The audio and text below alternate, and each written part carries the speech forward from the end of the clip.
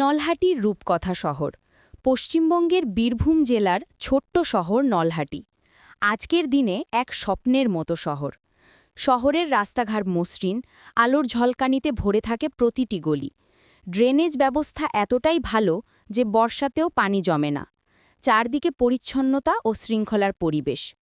এই সুন্দর শহরের পেছনে যে দুই মহান অভিভাবকের অবদান সর্বাধিক, তারা হলেন রাজেন্দ্র প্রসাদ সিং, শহরের পৌর প্রশাসক, এবং রাকেশ সিং, শহর সভাপতি। রাজেন্দ্র প্রসাদ সিং সবসময় খেয়াল রাখেন যাতে শহরের রাস্তাঘাট, আলো, পানি কিংবা অন্য কোনো সমস্যায় মানুষ কষ্ট না পায়। তিনি প্রতিটি মানুষের কাছে যেন নিজের পরিবারের একজন হয়ে উঠেছেন। অন্যদিকে রাকেশ সিং সর্বদা মানুষের সুখ দুঃখে পাশে থাকেন। ছোট থেকে বড় প্রতিটি অনুষ্ঠান, প্রতিটি প্রয়োজনে তিনি শহরবাসীর সাথে মিশে যান। শহরের মানুষ তাকে জনতার সভাপতি বলে ডাকে। নলহাটিতে আছে কয়েকটি সুন্দর পার্ক, শিশুদের হাসি খুশি খেলার জায়গা।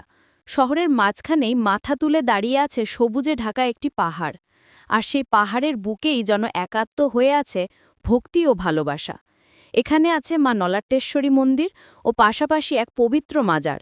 দুই ধর্মের এই দুটি পবিত্র স্থান মিলেমিশে নলহাটির মানুষকে শিখিয়ে দেয় ঐক্যের পাঠ। রাজেন্দ্র প্রসাদ সিং ও রাকেশ সিংয়ের যত্নে মন্দির মাজারের চারপাশ সজ্জিত, শান্ত পরিবেশে ভরে থাকে।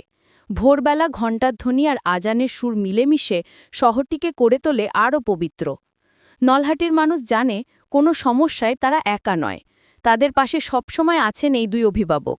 আর তাই আজ নলহাটি শুধু একটি শহর নয়, এ যেন ভালোবাসা, শান্তি ও ঐক্যের এক রূপকথার শহর।